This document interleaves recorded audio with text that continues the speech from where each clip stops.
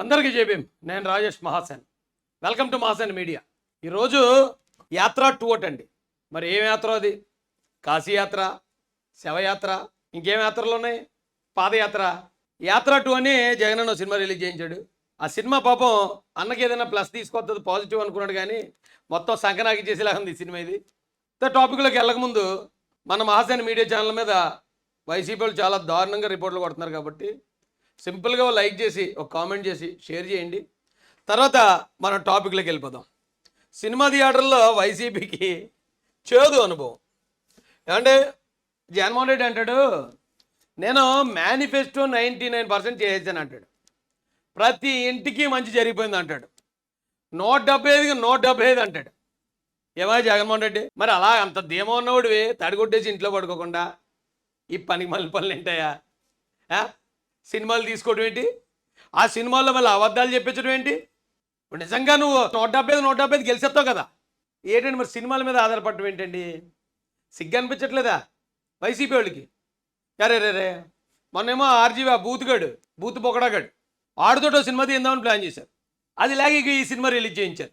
చివరికి సినిమాల మీద ఆధారపడే స్థాయికి 151 మంది ఎమ్మెల్యేలు ఎక్కిన సీఎం దిగజారిపోవడం అంటే ఇది జగన్మోహన్ రెడ్డి ఓటమి కదా? అతను ఓడిపోయాడంటానికి ఇది నిదర్శనం కదా? ఒక శ్రీరెడ్డి మీద ఆధారపడతాడు, ఓ పంచు ప్రభాకర్ గారి మీద ఆధారపడతాడు, ఓ కొడాల నాని మీద ఆధారపడతాడు, ఓ లక్ష్మీపార్వతి మీద ఆధారపడతాడు.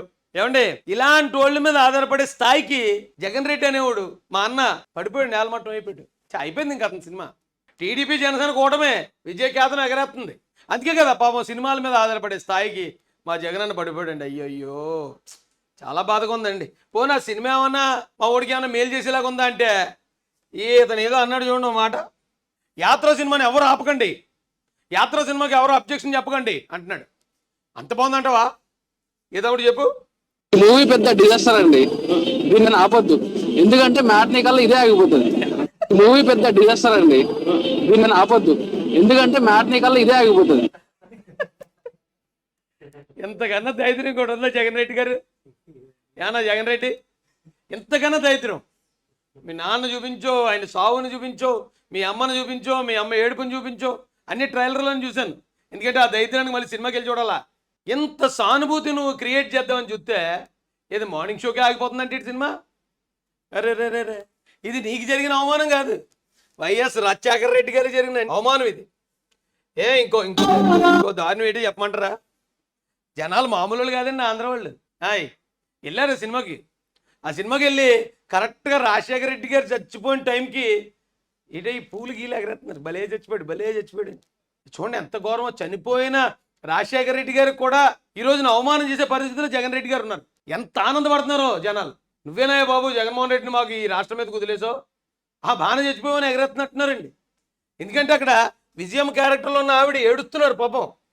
ఏడుస్తుంటే చూడండి ఒకసారి ఎలా ఎగరేస్తున్నారు. అగో ఆవిడ ఏడుస్తుంది పాపం, కరెక్ట్గా రాజశేఖర రెడ్డి గారు చచ్చిపోయినప్పుడు. ఈయన ఒక్కడు మాత్రం సీరియస్ చూస్తున్నాడు తప్ప ఉన్నవాళ్ళు అందరూ బలే చచ్చిపోయాడు. నెల చూడండి ఎలా ఎగరేస్తున్నారు. ఇగో ఎందుకన్నా జగన్ అన్న ఇంత ఎలాగా పాపం చనిపోయిన తర్వాత కూడా రాజశేఖర రెడ్డి గారికి మనశ్శాంతి లేకుండా చేస్తావు.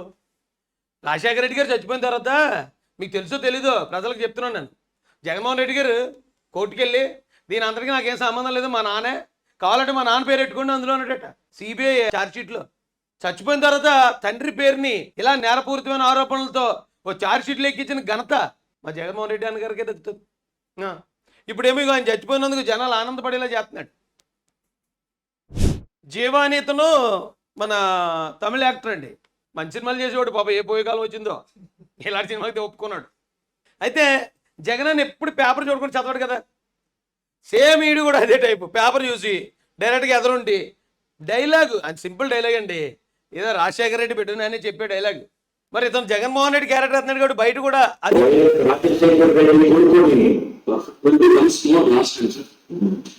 అంటే ఇక్కడుండి ఎలా చెప్పిందన్నారు చూడండి పేటీఎం గళ్ళు.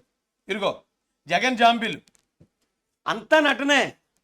జగన్మోహన్ రెడ్డి అసెంబ్లీలో చేసేది నటన, ప్రజల ముందు చేసేది నటన, సభల్లో చేసేది నటన, మీడియా ముందుకు మీడియా ముందుకు ఎప్పుడు రాలే అన్నకు భయం మీడియా అంటేనే.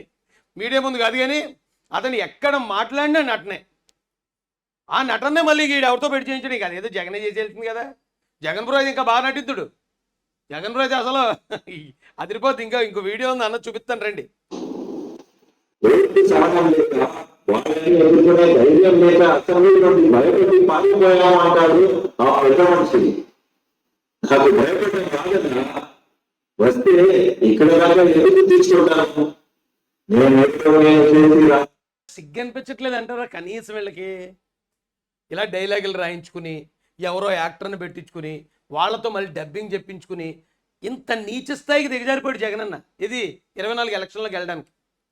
ఇంతేనన్నా, లేకపోతే ఇంకా రికార్డింగ్ డ్యాన్సులు, రంగేలి డ్యాన్సులు కూడా ఏమైనా పెడుతున్నావా? ఇక అవి కూడా పెట్టలేదేని.